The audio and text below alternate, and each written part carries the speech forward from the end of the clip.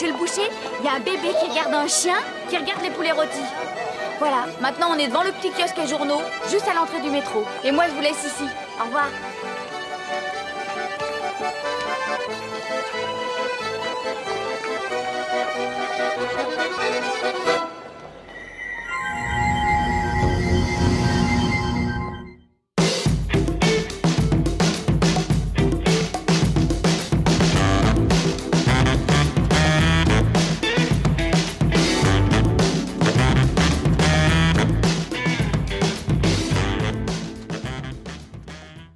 Mon Dieu!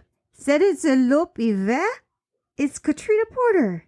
Was that sweet, what you said? Yeah. Hi, Anna Serene. What did you say? It's a drunk slut. Damn it! That's what I attempted to say. Who knows? That was French. Oh, boy. Welcome to Split Happens, everyone else. Welcome, everybody. Each week, Katrina and I discuss a movie both of us love. However, only one of us gets to say anything good about the movie. They're the pro of the episode, which means the other's the con and has to attack it. Our one rule is the con only has to attack during the synopsis, and if they say anything at all good about the movie during that time, they incur a penalty, and usually will have to say something good about a movie that they hate. However, It's New Year's Eve. it's New Year's Eve, and we are going to rang in the new year with a bang bang. Rang, rang, rang. We're recording 2 movies back to back. Bang, bang, bang. Our first 2 movies of the new year. And because it's New Year's Eve, we're going to do things a little differently. Yeah. In this particular episode, if Katrina says something good about the movie that we're doing, we're going to be taking some shots. I'm glad that it's weird because the movie that we're doing first, Yeah. which is You're the Pro on, is by far one of our collectively favorite movies of all time because it's a perfect movie. You looked so pained when you were taking your When I'm notes. taking my notes, I just kept erase. You can't say that. Yeah, I know. I would like to know what you plan to do to this movie. Okay. I'm going to insert myself in all aspects of this movie, whether it likes it or not. Have an espresso with tequila. Push a blind man around a city block at 500 miles an hour, clearly coked out of my mind. And then hope everything works out the way I planned. Except nope, this is reality, so that won't happen. Because I am not petite or French. That was quite an attack. What's January? Well, I mean, I did glean what movie we're doing from that lengthy description. That was succinct. It has to be. Yeah. 2001's Oh, boy. brilliant French masterpiece, Amelie.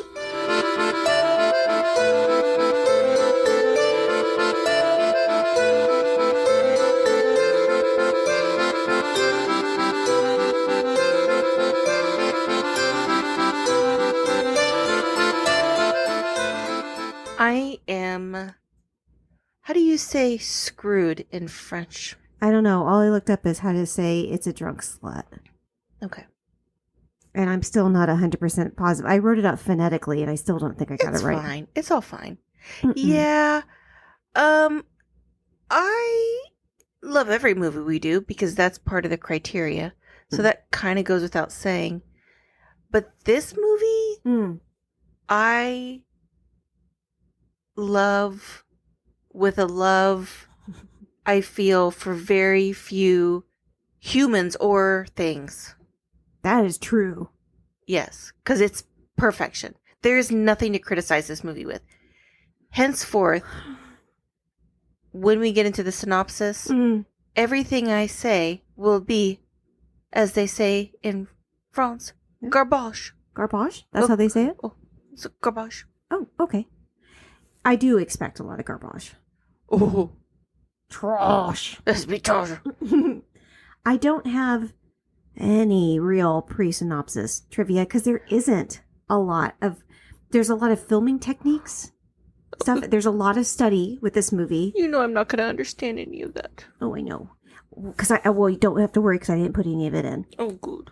there are numerous resources for people to look up new wave French cinema and all of the wonderful things filming wise about this movie. I'll talk about a few things here and there for sure, because it's, I think, kind of important.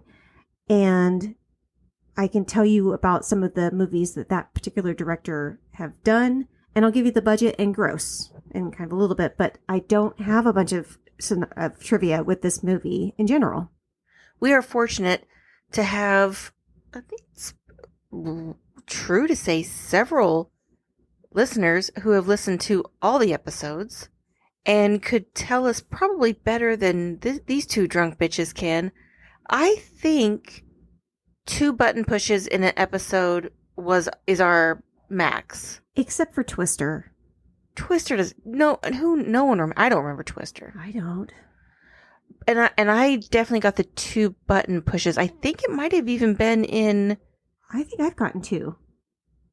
I for sure got 2 in Little Shop of Horrors. If anybody can tell us what episodes they are that we have gotten our most button pushes in. Yeah, we'll send you something. We'll send you some merch. Yeah, let us know if you know which episodes got the most button pushes. I'm just predicting that this movie, I'm so screwed. I feel like I'm being kind to you by doing shots with you.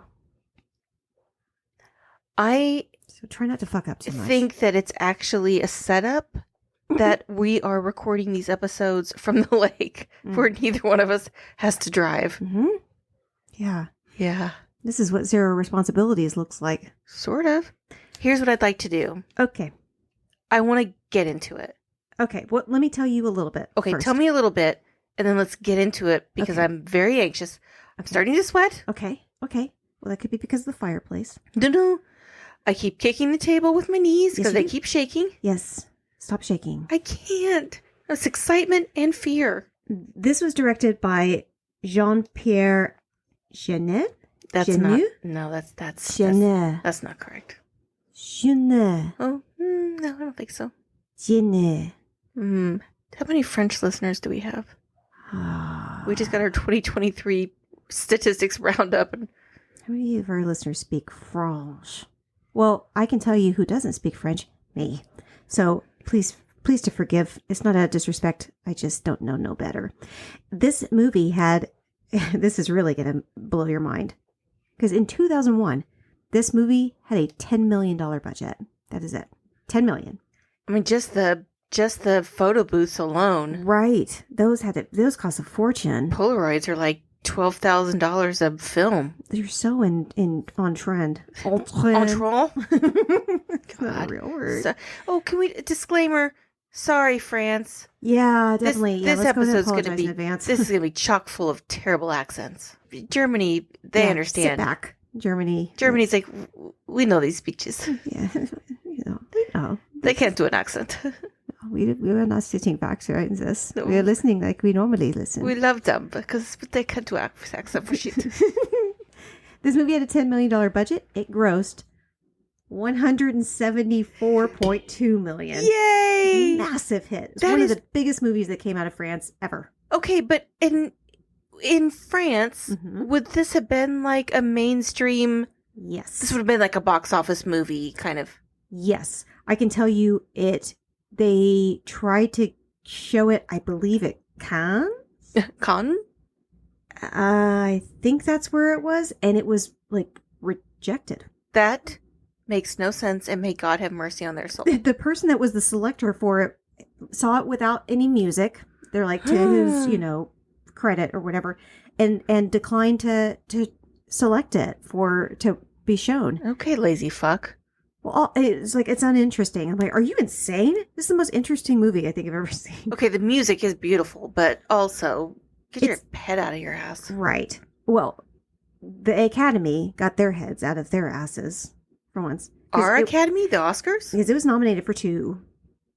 It was nominated for Best Foreign Film at the time, I think it was, and I believe Best Screenplay. I mean, it is chock full of white people, so it was a safe movie for our Oscars. It didn't win. What? No, I don't remember what one, but it definitely did not win either one. It's just nominated. I don't know why it wasn't nominated for Best Editing. Oh my God. The cinematography is beautiful. I mean, just this movie is gorgeous and it's fun and it's fast. I mean, there's not a like, oh, I don't want to watch a movie with subtitles, which I get.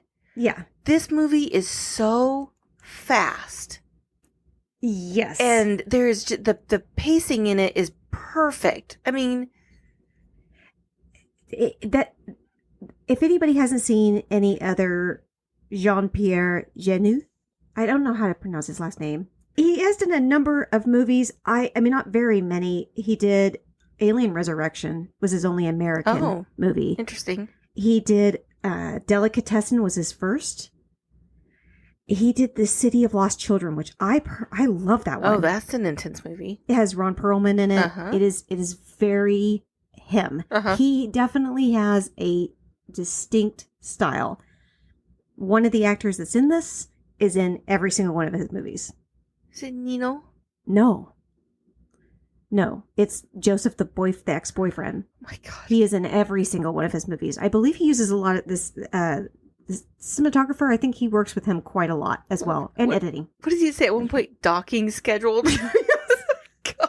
He is so funny. Oh, fuck. Get that out of the way. He really enjoys working with the same actors and like I said, editor, cinematographer. He likes working with the same people. You can see on Wikipedia kind of a cross section of who all his movies and who all he's worked with. He worked again with Audrey Tautou. It's Tautou. In this, of course. And he also did A Very Long Engagement. You remember that one? Mm-hmm. I think that didn't get up for any Academy Awards. Shall we get in? Oh, oui. And we're off.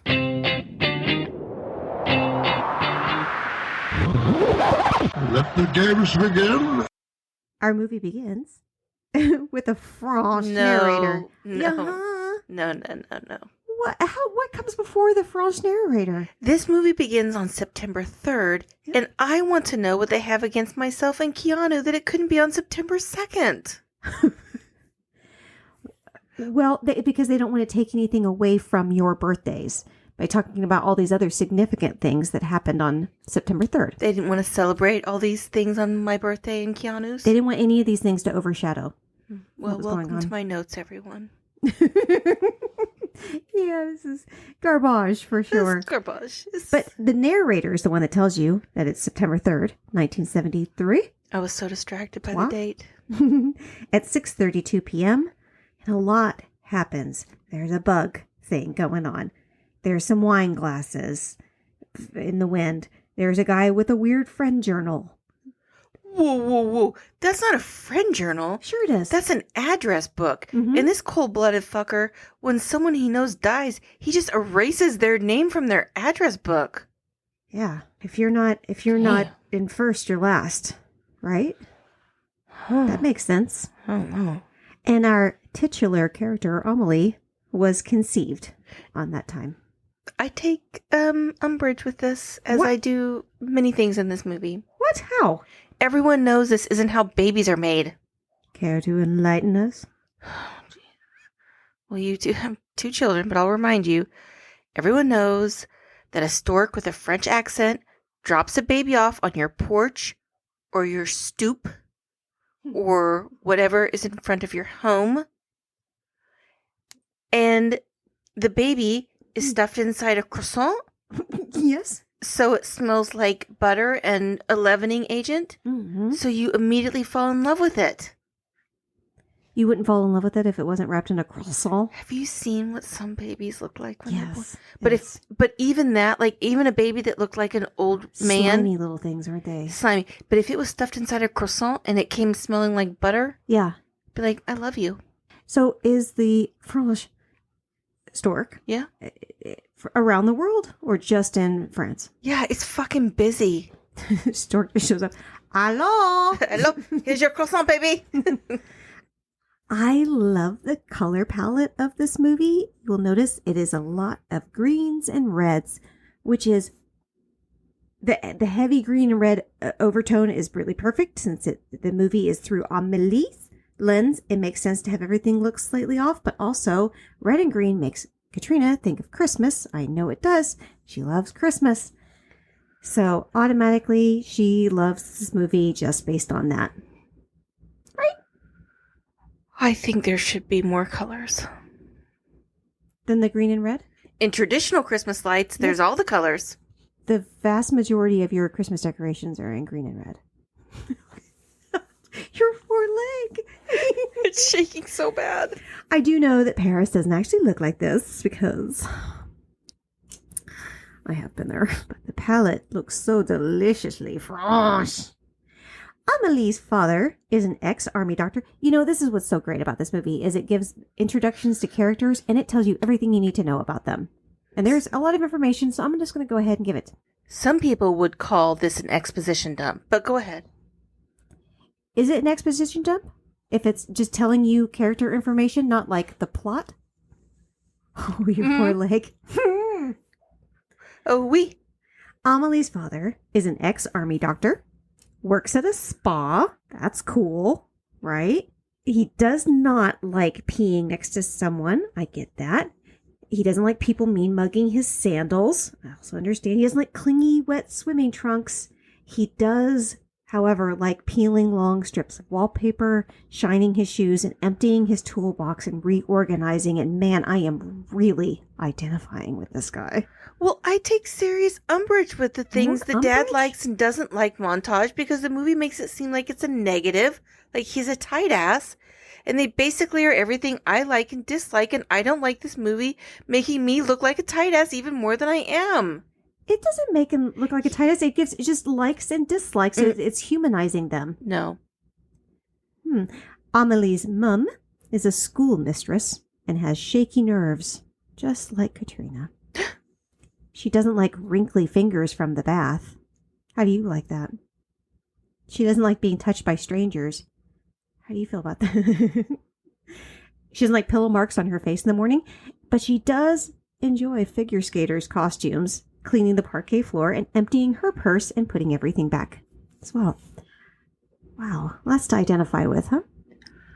No? Wait. Amelie, Wait. as a child, Wait. has a cherry hanging from her ear. Adorable. It's extremely dangerous.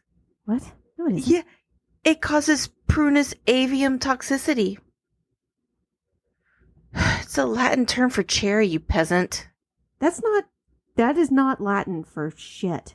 That is Latin for cherry. That is Latin for baloney. It is Latin for cherry. I want you to show me. I want you to Google and show me this factoid that you have. It Because is- I am inclined not to believe it entirely. It is actually true, and it is also what the lady in Witches of Eastwick suffered from. Any second, this kid is going to be like, tickle, tickle, diddle, diddle. I was actually starting to believe you until you pulled that bullshit. Until you pulled out some Witches of Eastwick. Have another cherry. Okay, well, I hope anyone who listens to this, who is fluent in Latin, Yes. who knows that prunus avium is actually the Latin term for cherries, will let Anna know that she has disparaged me unwarrantedly. Are you're fluent in Latin? I'm fluent in Google. When Amelie is little, it shows she never gets any hugs or physical touch, really, at all from her parents. Except when her dad gives her her annual medical checkup. I said he's a doctor. And the rare contact she gets from that causes her heart to beat faster than it should. So they think she has a heart defect. That's so sad. Katrina, I know you think that's sad because you were like, can't I say poor Amelie? And I said, no, that's a button push. And you were like, come on. And you said, whoop. Then you said some other nonsense. So you said, what am I supposed to call Amelie? So I said, That. you can refer to her as that Amelie. Okay, well, this fish jumps out of the tank like that white lady jumping into the TV in Nightmare on Elm Street: Dream Warriors, so you know it is impossible. No. She is homeschooled, and Amelie is homeschooled and recluse from society and develops a strong imagination. And she has but one friend, her goldfish. But even the goldfish finds his upbringing fucking depressing and becomes suicidal. And because this fish was sad that Amelie, who is not a sympathetic character at all, What? doesn't have her pet anymore, these parents are like, you gotta go. These parents suck. Yeah. They should have been giving her more physical, like more there's things that she clearly needed as a child, and these parents didn't give it to her at all. That's really going to shape who she is as an adult. Right? No, not that Amelie. I like when she fucks with the neighbor who tricks her about taking pictures.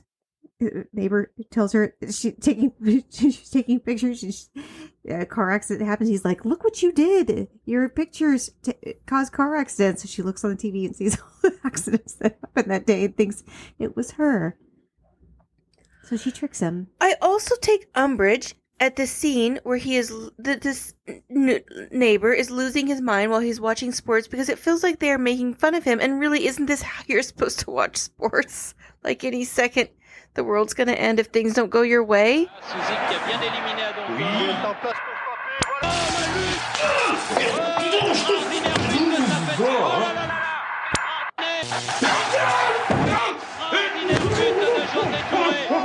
You know, I can put in a clip of how he's reacting to the sports, and even in French, people are going to understand how insane it sounds. This is not how sports people... That is exactly. So you think this is a good representation of No, sports? I think they are making him look like a crazy person. I think they're making him... You're just saying this is exactly how sports people are. I am saying that they are portraying him as someone who is being over the top, when in actuality, people who watch sports get excited. They shouldn't be portrayed like crazy people. They should not be insane when they yell at the TV and say, "Kill him," or "I hope your mommy can console you from looking like a big fat loser on national television." Was this in the movie or was this you? Well, the Chiefs played today. Yes, I remember. They won. But It was close. So that's something else I take umbrage about, amongst many things. you're taking umbrage with quite a few things. Yes. In this. I'm going to let that slide. I think I almost had you there. That one was very close. We're barely in the movie. Unfortunately for Amelie, after she and her mum leave church one day, I think they're at Notre Dame, a woman unalives herself off the top of the roof and lands directly on Amelie's mom. And her dad doesn't take it great. And he mostly just spends his time crafting a shrine to her in the garden. That is what happens. I don't remember. Fast forward, and now Amelie is an adult, and she's working as a waitress in a cafe in Montmartre. She's a nosy Nelly. Stop it. No, Okay, I'm not going to go into the extensive introductions and likes and dislikes of each of the cafe coworkers and patrons, because people should just watch this movie. This movie is filled with stuff. I mean, it's every scene is just candy for your eyes sockets. We meet Suzanne, the owner. She's a dickhead apologist. Georgette, the hypochondriac tobacconist. Fucking obnoxious. Gina, she's a server. Out for herself. Hippolito, he's a writer. Insufferable know-it-all. Joseph, that's Gina's ex. I have nothing to say. And Amelie's flight attendant friend, which I can't remember what her name is. Something French. Amelie visits her dad and encourages him to travel, but he's too stuck in his grief to do it. That's sad.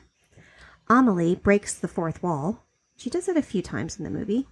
A few? I love a fourth wall breaking. You know it. Does few mean 40 million? I mean, I wasn't counting specifically. 40 million. I counted. I had to do something. She talks about her likes and dislikes, and you know what? She's a quirky little cookie, isn't she? The song that's playing during all this is my phone's ringtone. Did you have something to say about her likes and dislikes? God. So just to be clear, Amelie's kink is to stare at people in the movie theater who paid good money to not be stared at by what some Not me. Just to be clear. But some people might call it an ingenue. I'm not calling her that. You asked me last night if you could call her an ingenue. I'm not and I calling already her that. said no. I'm not calling her that. So you don't think she's an ingenue? I'm just saying what some people might say. Some people aren't always right. So they're wrong. Sometimes. Are they wrong in this instance? Well, what are we talking about? Because it is very strange to stare at people in a movie theater. You wouldn't like that. We were talking about the ingenue thing. You're not I'm saying... not letting you get away with this one. You rascally little rabbit. I'm not saying I'm calling her that. You're definitely calling her that. Keeve. Listen, I don't think calling her an ingenue is necessarily a compliment. What do you want from me? What am I supposed to call her? That? Yeah, that Amelie. That Amelie is a rascal and rapscallion. Yeah, she is. And a movie starer. She's so cute. Ingenue. Ingenue, right there. I'm in a glass Come case of on. emotion. I don't think this is a compliment. Oh my god. The lid to the tequila jumped off the bottle just now. Like, Drink me. yeah, you're screwed. The ghost of Clear Lake. Okay, but how else is she described? I mean, you mean without giving a compliment? Or, yeah, can't you just, like, describe someone without it being a compliment? Are you talking about the actress that plays her or the actual character? I was actually talking about the actress. Nice try, French fry. Olay. Touché. Nom, nom, nom, nom, nom, nom, nom. Oh, God. Oh, wait. Answer my question, though. Yeah. I don't know what it was. Keep going. Okay. Amelie sees one of her neighbors. It's an older man painting a Renoir. And I can't remember what his name is, but I just like to call him Mr. Glass. It's Dafouille? Sure. Dafouille? Mr. Glass. Mr. Glass. Actually, I believe that's how I referred to him in my notes. Oh, good. Perfect. Yeah. I would like to point out that at this point, I have taken more out of my notes than I've kept in. While Amelie is doing her 9-step face regimen at night, she hears on her TV the news of Princess Diana's death. And I don't know if you younger generations that hopefully listen to us quite understand how big of a deal that was. That has nothing to do with the movie. The world was because people fell in love around the world, fell in love with Lady D because she was down to earth. She was the people's princess. She went and met with AIDS patients. She met with patients that had been affected by landmines. She went in areas that still had active landmines, which was crazy. There was this whole drama about her and her husband, who the thing was that he wasn't treating her well. And why do we still have a monarchy in any country? I don't quite understand. But you know what? That's for another time. No. I do love Meghan Markle though. But it was heartbreaking. It really, really was. It was from everywhere. Everyone was heartbroken except for maybe 4 people in Buckingham Palace. This movie's awful because it reminded us of when Lady D died. I think we need to be reminded so that the younger generations know how big of a deal it was. Thank you for the reminder. They're not watching this movie. They fucking better. Because I am committed to excellence. They can TikTok something from this. I'm committed to excellence in everything I do, whether I'm the pro, the con, just myself, therapy, face regimen, anything. I did an experiment and tossed the lid of a perfume bottle against a wall a bunch of times in this house to see if it would knock something down, and nothing happened, and this house is like 100 years old. You did that? Yeah, so this is not realistic. On all of the floor tiles. A fucking commitment to excellence, dude. I'm not gonna live here forever. How hard did you throw them? Pretty hard. I mean, I don't want to brag, but I did play a little b-ball my day. So, your complaint, yeah, is that your house is built stronger than Amelie's apartment, and somehow that is a con against. No, I don't think it's realistic that she would drop the top of a perfume bottle in her bathroom, which no one's bathroom floor looks that way, by the way, not even mine, and would just tap the side of a wall and boof, a ceramic tile comes down. She already talked about, like, her mom really liked cleaning the parquet floors. So she was already used to that type of lifestyle where you clean as you go. Yeah, she's a cleaner for sure. And that tile had already been loosened at one point because that's where that kid had put his, what I'm about to talk about. So, I know, but it was also stuck there for a long time, so it would have like hardened into there. And also, to my sisters-in-law, I'm sorry for all the things I threw at the wall. You would never. Amelie does accidentally drop the lid to her perfume bottle, and it rolls and knocks a bathroom tile loose, and she discovers behind it is a tin box from the 1950s filled with toys and things. And she decides she's going to find who it belongs to and give it to them. And if it makes them happy, Amelie is going to devote her life to doing good. Wow. And How if it doesn't, that's exactly what she says. Okay. How many decisions do you and I have where we have that exact same thing? It's like, we'll do this and this, and if it doesn't work out, I rest my case. She goes and visits the ginger friend, the ginger neighbor. The landlady. She visits the landlady of the Who's building. a ginger. She is ginger in head. Like that. And the lady's like, the girl from the fifth floor, we don't see much of you anyway. Here, have some wine, but not good wine is port. What's wrong with port? We both bought port wine from Big Cork last time we were there. Expensive port. Yes, we did. Do you have anything else to say about this lady? Because I do. Yeah, okay, sure. Go ahead. The landlady of the building, Amelie wants to find who lived there during that time. And the landlady trauma dumps her story about her husband, and she reads letters to her from her dead cheating husband, like I said. And she tells Amelie to ask Collignon, the grocer, who is a bit of a dick, especially to his helper. He's a rotten piece of shit. Who is the nephew? Oh, it's his nephew. That's right. Mm-hmm. Yes. He has a developmental disability of some kind. He has a developmental disability of some sort. Yes, but back to the landlady. Oh, yeah, sure. Is it possible, just possible, I don't think so, this lady's fella left her because she's a ginger and he was worried she would swallow his soul in an attempt to gain one for herself? Yes, that is entirely possible, yeah. Okay, then what is she bitching about? Because she doesn't know. Gingers don't know. They don't know. Their minds have been poisoned by the ginger tendrils. You did research about this movie. I did, kind of. Said nephew of Collignon, who's a real piece of shit. Collignon sucks. I agree. Okay, the nephew, yes, the actor who plays him, yes, in this movie, looks as close to a person who has a developmental disability as a person can get without actually having one. Do you know how that impacted his acting future after this?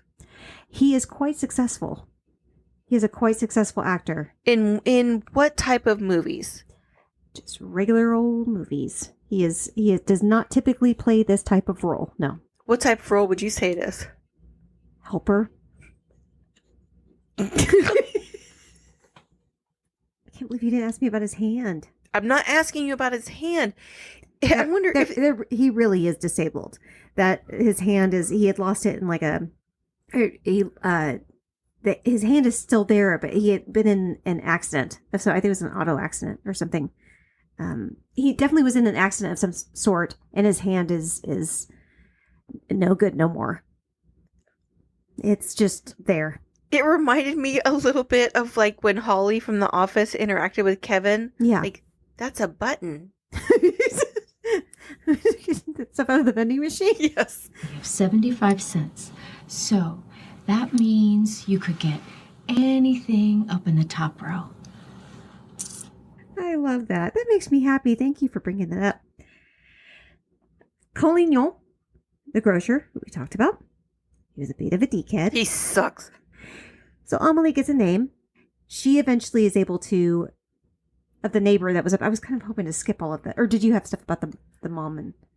No, but like it at one point, like during this section, it clicks back to the cafe that Amelie works at. Yes. And Georgette, who's kind of framed as this obnoxious hypochondriac, could it be because her dirty pillows are so fucking gigantic? They're like shams. She does have some big knockers. That is true. I did look up some pictures of her to see if said knockers were still quite abundant. And yes, they are. Her sham knockers are giving her back pain. 100%. So why are they treating her so bad? They should be like, get some back support. Sit down. They gave her a chair. She's sitting in a chair. I know, but they're mean to her. She's the only worker there sitting in a chair. Suzanne wouldn't give her lumbar support. Suzanne gives everybody support. She's a supportive person. It was because of the horses. She supported that horse that fell on top of her that she talked about, which is why she doesn't. We were talking about like the eating horse. That's a thing in France. But no, like I said, there's one horse butcher left. And I don't know if I'm more surprised that there's only one left or that there is still one left. This reminded me when we went to Peru because we're so well traveled that they fucking eat guinea pigs there. Like that's like a real thing they eat in Peru is guinea pigs, which is a beautiful country, by the way, you know, but stop eating guinea pigs. Oh, guinea pigs are so cute. They are so cute. Amelie gets the name of the neighbor that used to live in her building, whom she's trying to find. And Amelie's just lying to people when she goes to interview them. Go ahead. Got it. She heads to the train station to head home. And this is where she sees a man trying to get stuff from underneath a photo booth. And it is Nino qui comprend. I don't remember that. Amelie is immediately stricken, but runs away. She's scared. Oh, Nino Quincampoix is portrayed by Matthew Kasovitz, who we recently talked about because he was in The Fifth Element. I don't remember that. So every time he came on screen, I kept wanting to go, Come on, give me the gas. He's great. He was recently in a really horrific auto accident. That actor, seriously, he very, very recently. And he also directed Gothica, which I think was probably a garbage movie. Wait. The actor who played Nino directed Gothica? Yep. That's a con. That is actually a con. It that is a movie con. Sucked. The Halle Berry's like a psychiatrist, and there's Don't stop. Stop talking. I don't know if there's some split personality nonsense going on. Hey, she's stop. She ends up getting committed at this hospital. Stop. Okay, apologies. Stop. Apologies. I apologize. The ex-boyfriend in the cafe, that's Joseph, I believe. Joseph. He is played by actor Dominique Pinon. I think that's how it's pronounced. I hope so. He is in all, like I said, he is in all of Jean-Pierre Genie's movies. I love him. And I know you do too, because everything he says is fucking hilarious. He just sits there in the cafe all day, like waiting for something to happen with his ex-girlfriend so he could put in his little tape recorder. That is not what a stable person does. Somebody should help him. He's not in a super healthy place in his life. That's help true. Him. Someone should help him instead of making fun of him all the time. Who's making fun of him? Everyone in the cafe. They want to not be bothered by that. They feel like they're being harassed by him. Hey, then go get him some fucking help. He needs help, yeah. I wonder if there's a person in his life that could give him some help. Not the help that person thinks he being needs. Picky about what kind of help people get. Okay, so I guess help isn't help. Oh no, I was thinking. Here's how I correlated things. That it seemed like he had some mental health issues going on. So I was thinking it would be good for him to have mental health help. Not I'm a nosy bugger help. he does need to be in a healthier place mentally for sure. But all the things he says in his tape recorder are really fucking hilarious. Laughs orgasmically to attract alpha male. Would you say earlier? Docking schedule. Scheduled docking. I'm not giving that a pro. I'm answering your question. Amelie goes to look for Dominique Prodotto, which is the name that he was given of the neighbor of that little tin toy box that we talked about earlier, being behind the tile. Mm-hmm. Prodotto. And he does run into some dead ends with that before Mr. Glass gives her the heads up that she has the wrong name. It isn't Brodotto, it's Brotodo, like Toto. Question. Yes. What is Mr. Glass painting? Renoir. It's a very specific Renoir painting.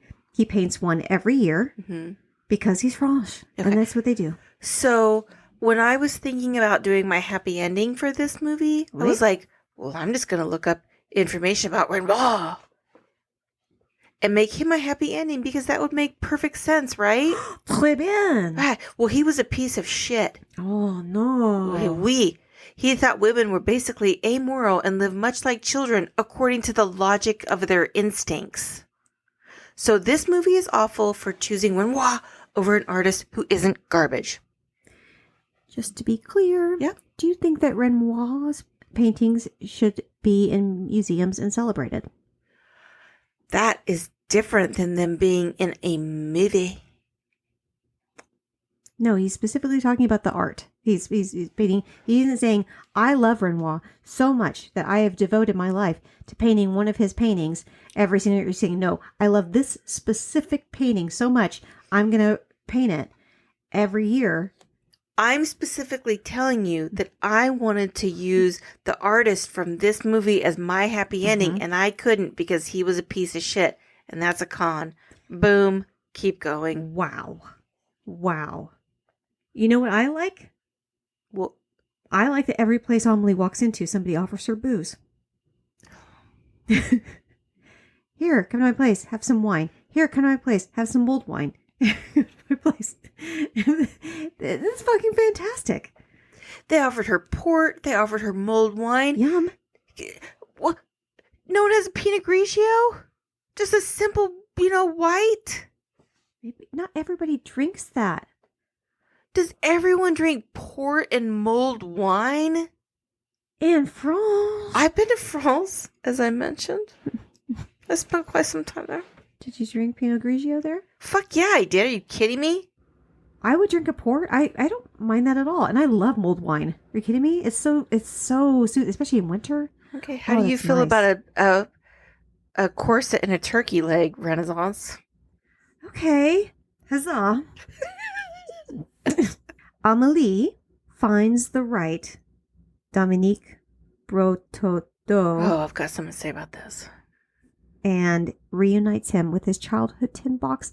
And it's everything she hoped it would be. So now she can do what she's meant to do. Interfere in other people's lives in a meaningful way. Boop, boop, boop. What? She leaves the artifacts from his childhood in a ringing phone booth, She's watching.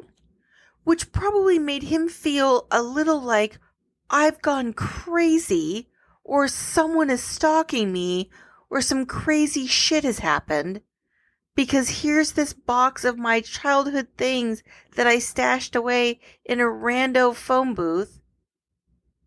And then he goes into a cafe where this lady is giving him stink face for no reason. The lady behind the bar is staring at him, stink face. She and the bartender had just had an argument. About what?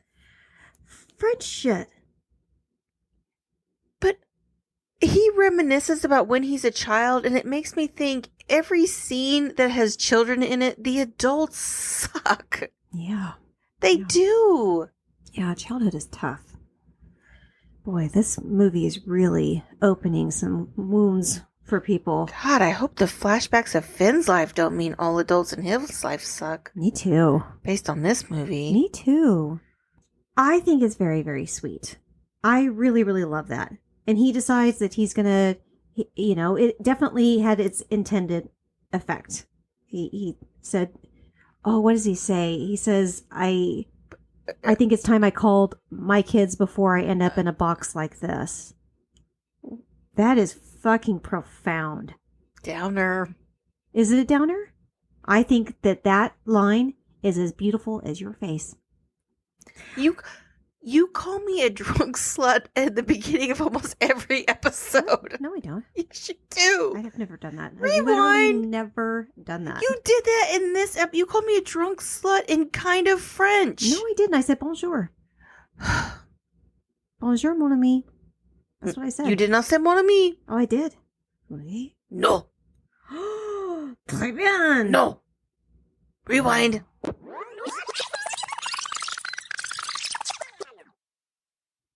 Mon Dieu. C'est une loupe hiver? It's Katrina Porter. Was that sweet, what you said? Yeah. Hi, Anna Serene. What did you say? It's a drunk slut. Damn it.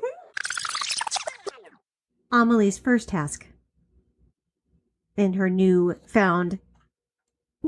Wait, don't go anywhere, Katrina. I want to talk about this first one.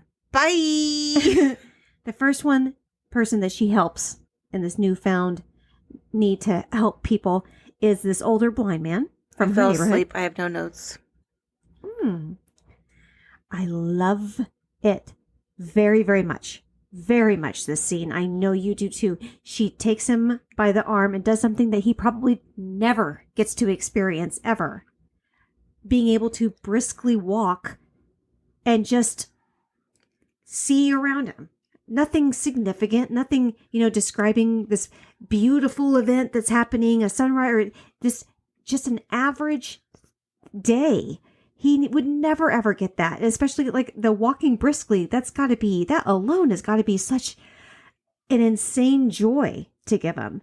But she takes him by the arm and tells him everything she sees. Here's the chicken is on sale. Here's a baby watching a dog, and the dog is watching the rotisserie chickens. And this person has a laugh, and the old major's wife still has that hat on. And then she says, I'm going to leave you now at this place. And now he's enlightened. He's actually enlightened. Did she ask him if he wanted to go on a walk? That's not the point. At Split Happens, we believe consent matters. Do we? That's what I have. That's what you have? In summary. He is enlightened. He is clearly affected by it in such a wonderful way. It is so moving to him that light actually comes down from the heavens and blesses him. I am in pain. You need somebody to whisk you away from this now. I have had so many Tums since we've started recording. Do you need an Amelie to come and whisk you away? No, I don't. Yeah. Nice try. That was a trap. The scene in Amelie's apartment where she makes that gigantic bowl of pasta with cheese. No way this bitch eats all that. Oh, it looked so good. I would, obviously. It looked good. She's not. And then, but she eats a box of cookies after that. Get the fuck out of here. She's not doing any of that. What if that's the only thing she ate that day? That's not healthy. I don't know. I'm not here to talk about what she does and doesn't eat. Well, I'm just telling you that food looked fucking delicious. Maybe she should focus on her nutrition and not everyone else's business. Maybe she should focus on the food that makes her happy. And that the food that makes her happy was a big bowl of cheesy pasta. Yeah, which ain't no way she's eating. It's bigger than her face. Maybe she eats some of it and saves it. I don't think so. I'm making a lot of assumptions about this her. This is the most unrealistic part of the movie. What, the eating? Yeah, and that is saying a lot since she's getting ready to fantasize that she's watching a news program about herself as a martyr. Oh my God, it's so funny. I thought your face was going to crack and fall off. That evening, despite feeling a sense of self-fulfillment, she daydreams she's watching TV, on which is a memorial to her, where all she's doing is doing these grand deeds, selfless deeds that she's done for others. But it's clear she's not doing anything for herself. And there's that part where she just goes, oh no, She shakes her head no. She's shaking her head no because she was like, I had an eighth of that pasta earlier. No, it's because they said that she died at a mere 23. And she's, no. It's Okay. so sad. Well, so Amelie's a thief now. Amelie travels late to go see her papa. And she stole the Amazing Race She gnome. tries to... Don't do that. Don't do this. She tries to go to her dad's to go for a visit, but Yeah. it's late. His And then door is locked. She tries to go visit her dad in the middle of the night. Okay, makes sense. He's clearly someone that goes to bed at 9 p.m. Okay. Well, so he can't... He's also a doctor, and she goes to a place... It's her father and a doctor, and she's clearly troubled in that moment, like seeing that stuff about like how she's gonna die and all that. Like, she's sad. That's not why she's going there. Yeah, it is. No, it's not. That's why she goes to visit him. No, she's going there to pester him about traveling. She's going there to pester him about doing something with his life. She would have waited till the next day to do that. No, something like she that. wouldn't. Yes, she would. She went there because she was upset. And so she started to throw a rock at the window to get his attention. And she's like, oh, hello. This bitch has no impulse control. She wouldn't have waited till the next day. And then she steals the Amazing Race? No. I hate that you're calling it that. I hate it. What do you call it? It's a garden gnome. There were garden gnomes before Amazing Race came along. Trademark. TM. And Travelocity. Isn't the Amazing Race gnome just because they partnered up with Travelocity? Okay, if you want to minimize people's experiences and call it that, that's fine, but... I do. Well, she also stole Nino's picture book. Well, hold on. I did look up the stuff with the garden gnome. What stuff with it? Is this something to antagonize me with? No. I looked up to see the history, to see if the Travelocity thing... I'm like, how did they get away with having something that seemed clearly a ripoff of Amelie? How dare you? Travelocity? Are you a shareholder in Travelocity or something? Okay. Well, it turns out... Are you kidding me? I fucking travel Southwest, and they've not had a good week. Okay, so I did look up and I got a bunch of different stories. People taking gnomes and taking them off to go travel that had been done. It was kind of a thing that had happened in France, I guess, not too long before this. So it was kind of in vogue in a sense, like the story, right? Vogue. It was kind of maybe fresh on people's minds, but I mean, they did it, but it happened like in Australia, and there's stories of rumors of the garden gnome going missing and then pictures coming back showing its adventures. So it's just kind of a thing. So, okay. So Amelie takes the gnome out of his garden, out of the mom's shrine, and she's got a genius idea involving it. Nothing weird. And then she steals Nino's picture book. On her way back home, she's at the train station, and she once again sees Nino. Come on, give me the cabbage. Looking for stuff under a photo booth, but he suddenly runs off after seeing a man, a very specific man, and then she runs after Nino, but then he drops his big scrapbook thingy off of his motorbike, and he's just a quirky little carrot just like her. He's been collecting people's discarded photo booth pictures. And the man he was chasing is a bald white guy with red shoes. Which she steals his picture book because she's a thief. She doesn't steal it. He dropped it. So she's getting it out of the street to make sure that it's well taken care of. Not only does she intend to give it back to him, she does give it back to him. Eventually. Well, I mean, it is kind of fascinating. Katrina Porter, I want you to look at me.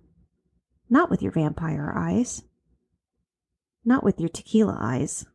I want you to look at me with your criminal justice eyes. That's terrifying.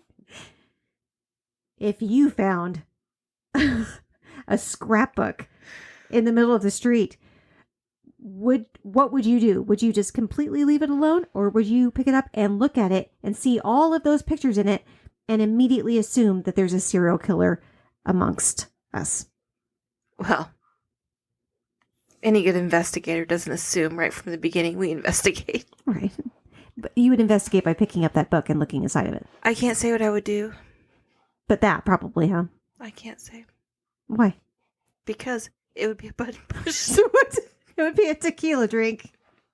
You know you would. Anybody would. Anybody would look at this, except that you would be even worse because you would have had your own journal where you would have been like describing what Nino looks like, where he has been at this time, what he was wearing, the person that he was chasing, what trains were arriving at that particular time, the weather patterns for the day. And She might have figured this out faster. That's all I'm saying. It's a con. Well, she doesn't have a psycho brain like yours. Well, now she's tricking people into thinking they have feelings for each other. These are not nice pranks. It's not a prank. She's not pranking. Oh, not yet. That is a prank, though, because it is kind of a prank because she's trying to make Joseph think that Georgette is into him and Georgette is into Joseph. That's not real, though. They weren't into each other. That's not a prank. It is almost literally the advice that Suzanne, the owner, gives. You want my advice for love? You take two regulars, put them together, and let them stew, and bing, bada, boom, love. But who knows anything about these two people, which clearly, as we know towards the end of the movie, it doesn't work out. So, it's not her business, is all I'm saying. You say she's, impulsive? Amelie? Yeah. Her decisions are, impulsive, and that's why she's doing it? If Amelie, the character, was in the movie Inside Out, she would be impulse. Okay. How old is she again? 23. I wasn't impulsive when I was 23. I never was. You're not normal. Oh. Would you say that quite a few young people in their early 20s are often impulsive with their decisions? Constantly talking to my work children. And meddling. About their impulses and how they are wrong. And you stay away from those. Well, this is exactly what she is absolutely doing what her age group would be doing. Without a therapist. It just happens that Amelie has a special type of brain. And I don't mean special as in I'm not using that as a pejorative. I'm saying special for a reason because it just happens that the Asperger's community and people, the autism community in general. Don't say Asperger's. Why? That's literally what it says online. Ooh, this is a good. Okay, so Asperger's isn't a thing anymore. They've taken Asperger's out of the DSM-5. Okay. And I'll tell you, this will be real fast. Yeah, go. Okay, so a theory about why that is been changed to autism spectrum and Asperger's isn't in there is because Dr. Asperger, who was around in the 40s, just happened to be good friends with Adolf Hitler. And so there was some thinking that a lot of his work with judging people's personalities might have been with that perfect human. Oh, yeah. And so that might be where Asperger's syndrome was developed from. So that's why we don't say Asperger's anymore. It's autism spectrum. Thank you. Yeah. Thank you for sharing that. I really and it's do a hard thing to get because I say it's hard for me to get Asperger's out of my vocab because I've said it forever. Yeah, a lot of people have. Yeah. Yeah. I will say people of the autism community have definitely embraced this character because she does display some characteristics of being possibly in that spectrum. She's quite frank. She doesn't talk a whole lot, which there's definitely reason for. This director, man, he is so interesting. She's a silent film character. I mean, she has some talking for sure, but for the most part, a lot of the dialogue doesn't come from her. She doesn't do a lot of talking. She does a lot of expressions. Yeah. This director also has a tendency. She does have a lot of expressions. She sure does. She's very expression. Ah, sweet. Shots. I'm in a glass case of emotion. That's not fair. I was talking about what you're talking about. Well, because this is one of 27,000 button pushes I'm going to get, Yeah. I should be able to just say what I meant to say. Yes, go for it. Yep, safe space time. Okay, so she doesn't speak a lot. A lot of her dialogue is through her expressions, is what I was trying to say. Yeah. If I wasn't the con to this movie. That is on purpose. I mean, that is definitely on purpose. Is it because this actress is... No. We're still in, yeah. Okay. She's nudging you. God damn it. Here. Olay. Touche. Yeah. Oh, God. This particular director, I know he does a lot of shots he does a lot of odd shots. This movie in general, like I said, I'm not going to get into the filming techniques because I'm not familiar with it at all. I know that he did a lot of wide angle lenses. So the entire scene is in focus, which is really, really neat. He wants to show, I mean, if you've got a palette like this, if this is your setting, I'd want to show it off too. I mean, and he, like I said, he used a lot of greens and reds because it gives it, I mean, it's not natural, but it's like perfectly Parisian in some way. I don't understand it, but it is. And he also shoots people from either slightly above the eye line or slightly below, or sometimes extremely low or, much, much higher, but he never shoots really from eye level. And he does that to kind of accentuate certain characteristics, like how expression filled Amelie's face is. Like he really wants to highlight that. There are dozens of possible explanations, which I wrote in my clue book, as to why this guy is repeatedly in Nino's picture book. But of course, Amelie says, "Oh, I know. He must be a ghost." Didn't they establish from the beginning that she has an active imagination because she was reclused and she didn't have a lot of social... No, what they did was they lied to the audience, and they didn't say it was because of that cherry disorder. Did you just made up just now? I didn't make up. That's actually how you say cherries in Latin. The man he was chasing, the man that Nino was chasing, the bald white guy with red shoes, has his ripped up pictures in the book a bunch of times, like I said, and what a mystery. He's not a good ghost, I don't think, but we're going to find out. Back at the cafe, Amelie has a little bit more life meddling to do, and she sneakily hooks up Georgette, the hypochondriac tobacconist, and Joseph, the cuckoo-bird ex-boyfriend, that hangs out there, and they do it in the bathroom. Boy, did they ever. Wait. If I skipped ahead, sorry. Yeah. Collignon, that deekhead grocer, accidentally leaves his keys in his front door, so Amelie starts to bring them back to him, until he starts picking on Lucien, his helper. And it's fucking awful is what he is. And Amelie agrees. And so does Katrina. So do I. He's awful. So we've got breaking and entering, destruction of property, contamination of an aperitif.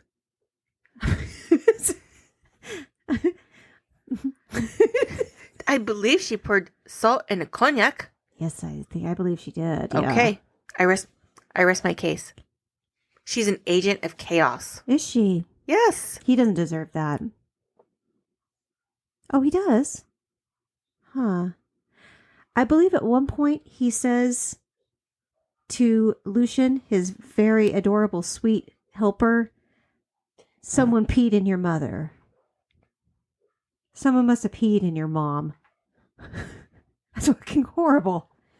And he also tells like the other people, like just regular customers coming to the grocer, like right in front of him, that he has lingerie catalogs in the truck that he puts Lady Diana's face all over. It's probably for like fabbing material. That like, is all. Yeah. Okay. So God, how rude. Well, and basically, Mr. Glass Yes. is teaching Lucien to shit talk, but once Lucien starts getting into it, he's like, "Okay, that is enough." Collignon, Tétagnon. Oh, Tétagnon, très bien, Tétagnon. Collignon. Collignon, face de fion. Voilà. Collignon, Tétagnon.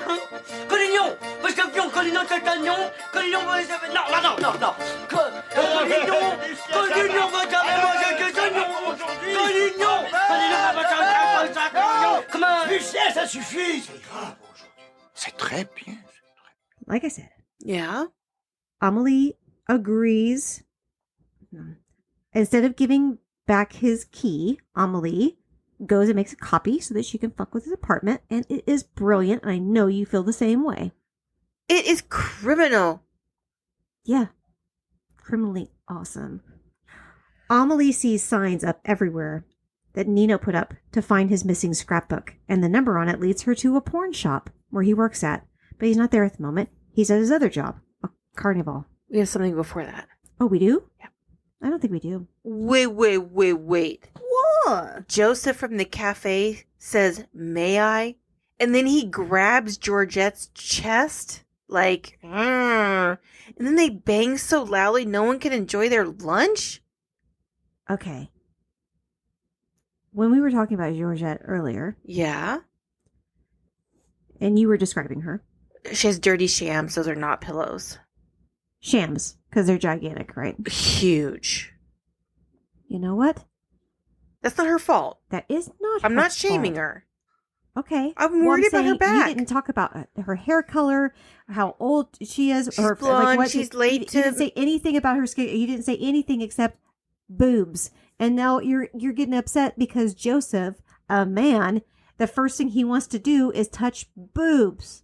In broad daylight. And he's like, "Oh, may I?" And then he just grabs her chest in front of God It's and not like she's everyone. Like, you make it look like he's doing like a honk honk. He and did. He's not doing a honk He honk. didn't go, "Oh, let me touch your blonde He's hair." like messing Oh. with her shirt. He's Oh. like pulling but up he her touched shirt. her chest. But his finger grazed her chest, and she is super fucking into it. And they do, like you said, loudly Loudly. bang in the bathroom. Yeah. Georgette did not mind that. I'm not, at this point, it's not Georgette. Like, everyone else is just trying to have lunch. She needed a back adjustment, and he gave her that in the bathroom. That was her vagine. She got a back adjustment because of her, big sandbags. And what she needed, you said earlier, she needed some lumbar support because her back probably has a lot of pain because of those big old boobs. Yeah, so nothing says support like fucking up against a bathroom wall. Amelie tracks Nino down on the ghost train ride. Mm-hmm. And that makes me think of that documentary about the ghost train ride in Australia where those kids died. And that is a con about this movie. Still not going to watch that. And I really wish you stopped bringing it up. No, I did not agree to You it. told me you would watch I it. lied. I'm not watching anything about dead kids. We've already been over this. I don't like that. I know the dead kid thing isn't good, but it's a really good documentary. You said it's really, really hard. The dead kid part. That part, but it's a small part. That stuff gives me nightmares. Well, I don't need to know about no ghost train. This ghost train, however, is sexy as hell. He's putting his hand here right up against, that spot right underneath your ear on the nape of your, not the nape of your neck, at the very top of your neck. It's such a sensitive spot right there. No. That's what he, and then right next to your ear. Ooh. Ooh. Do you come here often? Hey. Your mama sure does care about your education. She is definitely into it, for sure. I'm glad you brought it up, honestly, because I thought that scene was amazing. Here's the problem with having to describe this movie is that every scene is memorable. This film it seems like fatty, but it's not in a bad way. It's like yummy fatty.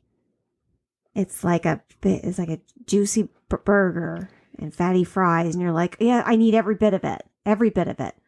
It's all delicious. Every scene in this movie is delicious. Amelie works out a very elaborate way to give Nino back his scrapbook, and she does a little more harmless and extremely helpful meddling. Whoa. When Nino is following the blue arrows and he reaches the pointing guy, I feel like that guy cheated by giving him a wink, like, look over there. And it seems to me like Amelie's real motivation is to make everyone think they are nuts, to maybe make herself feel less crazy, and maybe she should just focus on accepting her crazy for what it is. That sounds like the advice that Mr. Glass gives her. No one says, go to therapy. There's this woman in Lawrence who understands people of your nature. She does telehealth. She has absolutely no care at all about, are you in this state? Are you in this country? She'll see anyone. If you met somebody like her that was like super creative, very, very creative, and Yeah. had a difficult time connecting with other people Yeah. and all that, well, Yeah. what advice would you give her? Not, I'm not saying this. I'm saying, what advice would you give her? I would help her find ways to connect with people that she's comfortable with. It sounds like she's very comfortable with anybody. Sounds like she gets comfortable with someone. That's not true, actually. She connects with everyone. Ooh. Are you trapping me? You trapping me, you dirty hoe? Move on. Damn it. She doesn't focus on the people that she does have a connection with. She focuses on other people. Oh, that sounds an awful lot like the advice that Mr. Glass gives her. He's saying you need to be focusing on yourself and helping your own life rather than coming up with the stratagems. I and haven't helping said everybody anything about Mr. Glass, so I'm do gonna. we really need a scene where Amelie is reading the Ginger's letters while getting a colon cleanse? The part where she's cutting up the copies of the neighbor's letter to like the clipping part, I'm pretty sure that's the clip that they used for the Academy Awards when it was up for that's trivia. Huh. I find that because that's what intrigued me about the movie and got me to watch it. Because I definitely hadn't seen it before that one. We weren't doing that then, where we were watching the foreign films at that point. No. Amelie decides she's going to meet Nino again through sneakiness, and she goes to take some pictures in the photo booth wearing a Zorro disguise, but then discovers the truth about the bald guy with the red shoes. Oh, she knows. She leaves her ripped up picture for Nino to find and telling him to go to the Two Windmills. That's the cafe she works at, by the way, which is a real place and we can definitely go to. I have pictures of it. Oh, wow. My friend Meg, who I love, you love Meg. When our last trip to Paris, it's no big deal. I went and took pictures of the cafe specifically so I could send her pictures of the cafe. She loves this movie too? This is one of her favorite movies. It is? Yeah, Meg loves it. That makes perfect sense. I know. I cannot wait. When we're done with this episode, I'm going to send it to her. Yeah. That makes perfect sense. I know. I can 100% her say that this is like a feel-goody type. Yeah. I'm talking about Meg. I'm talking about my friend Meg. It's a feel-good movie, isn't it? No, Meg is an angel sent from heaven, and I love her and her 3 children. She likes this because it's a feel-good movie. She likes to read, even in her movies. Are you skipping over the part where she's back in Coleon's apartment? Oh, maybe. Should she really be messing with someone who loses his breath putting on his slippers? And I don't know if you're going to be mad about this or not. Probably. Mr. Glass can be a real dick. He's made of glass. I'm sure when Lucian didn't say, please, little Neo guy, please teach me how to paint the picture you've been painting over and over again. While we were on the topic, it is a little strange. And please, lonely old man, don't let me speak a word, especially about the oft-maligned Lady D. Okay. Well, first of all, Lucian is not painting Renoir.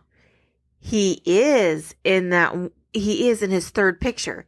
It flips past the 2 pictures with the veggies, and then there's his version of the Renoir, because that's what Mr. Glass wants him to be painting. And he's like, be sure to be watching the lines. Yeah. It's that always painting. fat over lean. Yeah. Yes, it's that painting. That's the painting? Yes. Wow. I didn't say it was good. That is a very different looking style. Well, art's subjective. I think that's wonderful.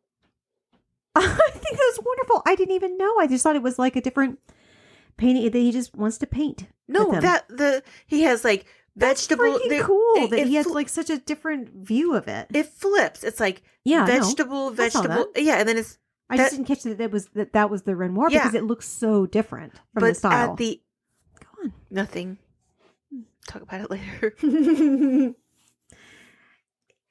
Also, when you're trying to paint and you're trying to do something and somebody is constantly chirping right next to you. Listen, he says, come paint. And then he's like, Lucian doesn't know how to shut up. Did he say, come talk with me?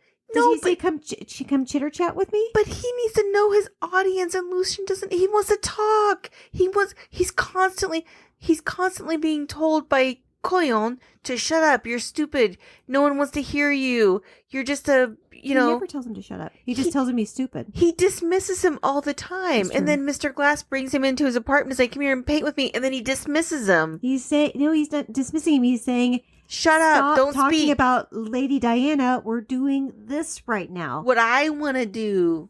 Not what you want, not what you're interested in. The whole purpose for you being here. You know, that painting that you're painting, that Renoir. All I'm saying is everyone in Lucian's life tells him what he should and shouldn't be doing and dismisses what he's interested in, even Mr. Glass.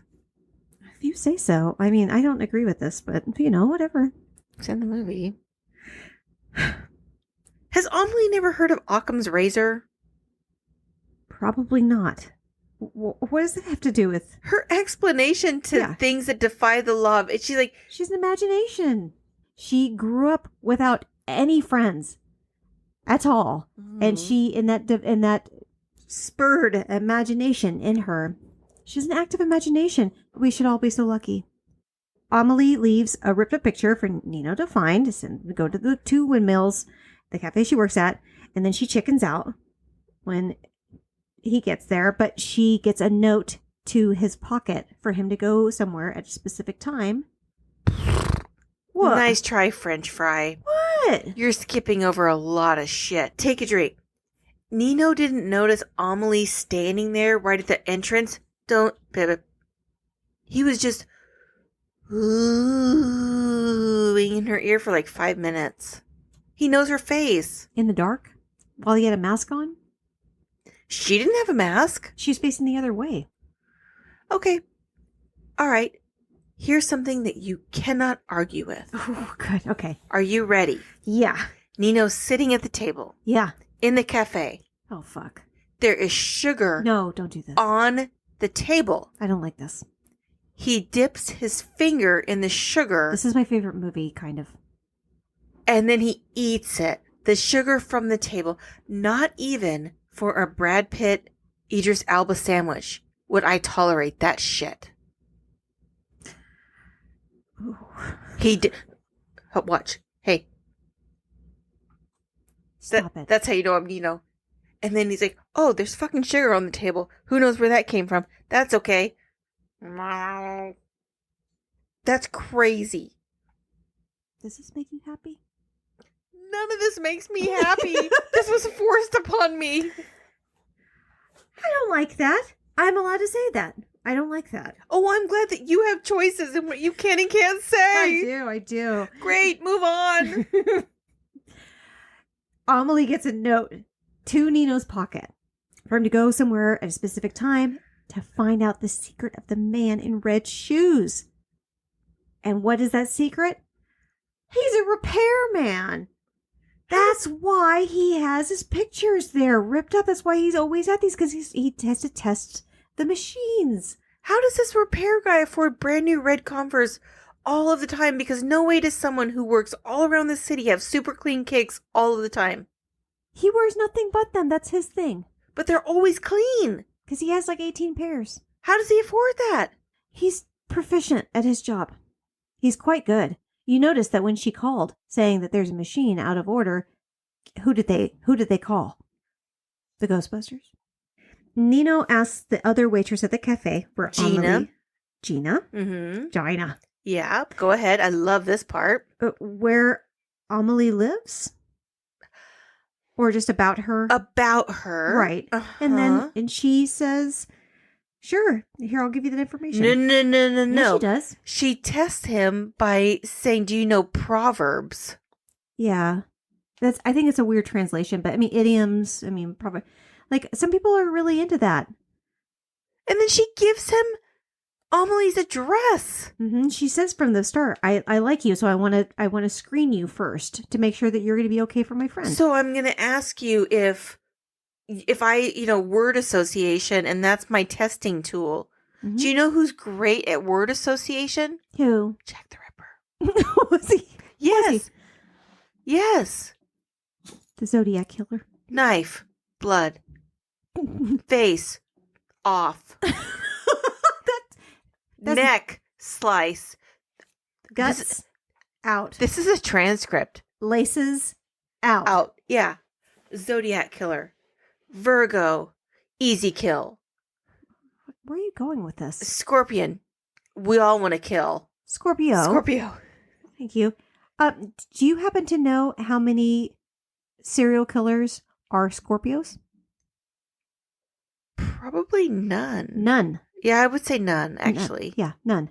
Yeah. There's no Libras. There's no Cancers. No Virgos. Yes, there are. Yeah, there sure are. That There's is insane. Lots of Geminis. Okay. Of Geminis. Stop it. There are no true blood Virgos that are serial. There might be a Virgo on the cusp. There's no real Virgo that's a serial killer. You just keep telling yourself you can sleep at night. Just kidding. You don't sleep. No, we care too much. Like you just slapped me across the face. No, we care too much. We care too much to sleep. That's why you don't sleep. No. You're just too busy caring. Yes. We're carrying and worrying. It's all the ings. We just do all the ings at night. Nino finds out where Amelie lives, and it's just so sweet because she thinks that Nino went off with the waitress with Gina, and so she's so sad, and she's crying.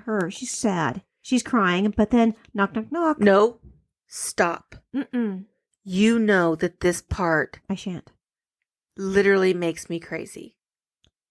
What? Why? Where she's baking, there is flour and shit everywhere. Mm-hmm. There's not a plum or a measurement in sight. She is grief baking, and she does not know what's going on. Well, great. That's gonna suck. She's gonna bring this man into her house with grief baking. She wasn't meaning to bring him into this. Good luck keeping that she's guy. grief baking because she can't bring that man into her house. She was so sad. Well, that stuff's gonna taste like shit. Her plum cake? Her plum cake with no fucking plums. They were in the fridge. Absolutely not. I love plums. Plums are delicious. Yeah, they are. I like any of those. I like stone fruits. I'm into all of them. Nectarines, plums, cherries. Okay, but then you said he knocks, but then she starts to leave the apartment and doesn't blow her candles out. There's all those candles around that TV that Mr. Glass set up.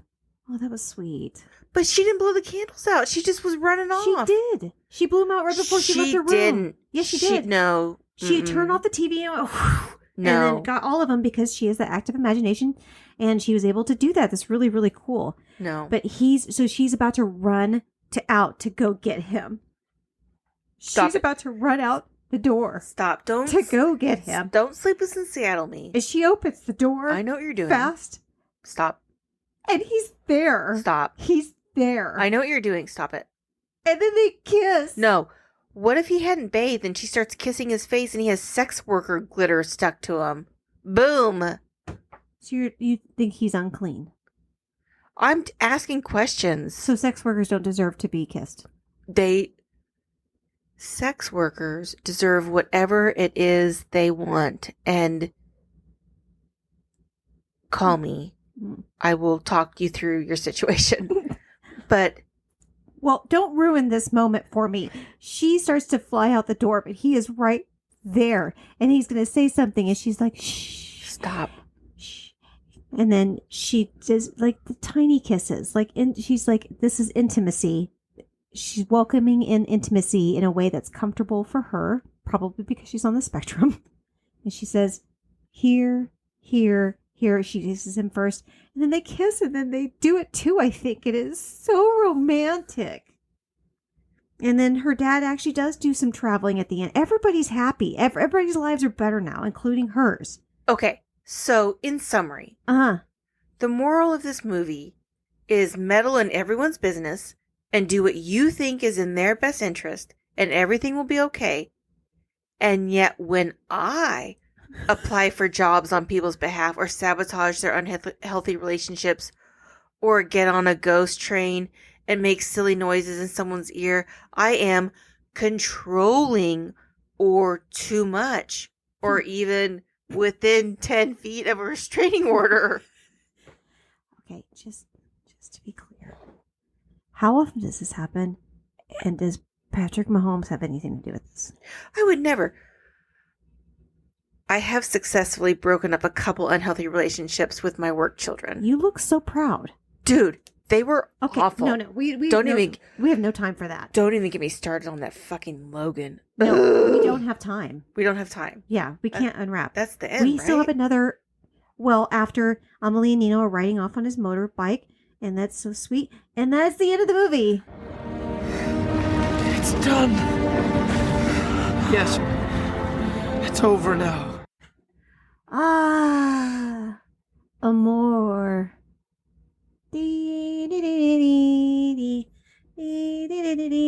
We still have to get to our other movie. Okay, I'm going to do this real fast. Okay. You ready? Yeah, can I just drink? Yeah. Okay, because I'm going to give you a lot of information. Okay. As I mentioned earlier, I wanted to do... I know, that's Leia. She's being crazy. I wanted to do Renoir for my happy ending, but he sucks. Mm-hmm. And so then I started to look at... Because I wanted to do an artist. And I wanted to do an artist that I actually like their work. And I actually do really like Renoir. Mm-hmm. But so I looked up Degas and I obviously Van Gogh, but everyone knows. So I went with someone that I love, that it's not controversial, but there's things about this person that are controversial. Okay. So my happy ending is Jean-Michel Basquiat. I knew it. Yeah. Oh, I'm so excited. Okay. Yeah. Okay. So here's a huge information dump about him. And I know you know a lot about him because you love him. He was born in Brooklyn, New York. His father was born in Haiti, and his mother was a New York native of Puerto Rican descent. So he grew up speaking Spanish, French, and English. At 8 years old, he was hit by a car while playing in the street, and he suffered a lot of injuries. And while recuperating, his mother brought him a copy of the textbook Gray's Anatomy, which had a huge impact on his drawings. Years later, Basquiat named his band Gray, which featured the actor Vincent Gallo, was a member of that band. Ew. I know. Gross. I'll tell you about him later. I know. Because he is super gross. But his father threw him out of the house when he dropped out of school at the age of 17. So at that point, he was already doing art, but and this is important based on what I was mentioning earlier, he scraped by selling sweatshirts and postcards with his drawings. He started doing a lot of graffiti. His graffiti tag was Samo, which is shorthand for same old shit. He did this with a really close friend, Al Diaz. They were high school friends. It was copyrighted. And then they had a big falling out. And then all of a sudden, Samo is dead started appearing, which was kind of signified their falling out. In 1980, he appeared in the music video Rapture for Blondie. And it was Debbie Harry and her boyfriend who bought his first painting, which was like $200. I didn't know that. Yeah. His artwork dealt with themes of racism, classism, and colonialism. He was a lifelong friend of Andy Warhol. And they did collaborations together. They had kind of a weird falling out, which was, I'll get to at the end because, well, I'll say it now. Mm-hmm. It was really tragic because Warhol, as strange as he was not into drugs. That wasn't his thing. Yeah. But the collab between Basquiat and Warhol a art critic called Basquiat Warhol's like muse or something, and Basquiat took real offense at that, and that's what kind of broke them up, which was tragic because Basquiat being with Warhol kind of kept him somewhat stable with the drug thing. Madonna and Basquiat dated. I did not know that. Yeah. While they were kind of both in like 82, while they were both on the precipice. When she broke up with him because he was too intense, she said he was constantly into his art. According to her, all of the artwork he did for her, he painted over black. Whoa. Yeah.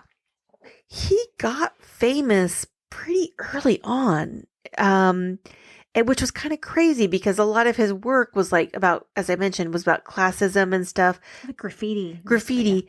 But he really kind of enjoyed being famous. He was into it. He really enjoyed having money. And he bought like really mainstream, like he bought Armani suits. He bought expensive wines. He would stay at really nice hotels, which would get him criticism by people. But he would also like paint on the Armani suits. And he would throw money at, like, he would like give money to homeless people. Like, so he got criticized for kind of like, in their words, buying into what he was being critical of. Selling out. Interesting. And he was also, he really didn't like being known as a black artist, quote unquote, which, because he wanted to be known as an artist. Yeah, I get that. Yeah. But his influences were very much about things that influenced people of color in a negative way, you know, colonialism, things like that. But he didn't want to be known. He just wanted to be known as an artist. Like, he was like early on, he was a member of the Brooklyn Museum of Art. Oh, no shit. Yeah, which was kind of crazy, which I'll get to in a second. But like so many people, when they were 27 years old, oh, yeah. Jimi Hendrix. Oh, the curse. 27. Yeah. Janis Joplin. Kurt Cobain. The Doors. Jim Morrison. Yeah, okay. He died of an accidental heroin overdose. Months preceding his death, it was said that he was using hundreds of bags of heroin a day. Like, his heroin addiction, he was just immersed in it. And some of that, as I mentioned earlier, was like sadly because he and Warhol had kind of broke up, and he was just, once that happened, he doesn't want to feel anymore. Yeah, and he had no one reining him in. So he died in 1988. He did a piece called Untitled in 1982, which is a cool piece. It was purchased after his death at Sotheby's by a Japanese collector for $110 million, which was the most ever paid for an American artist at auction, which is crazy. Oh, that's so cool. Yeah. So today his art is at the Museum of Modern Art in New York. It's in Miami.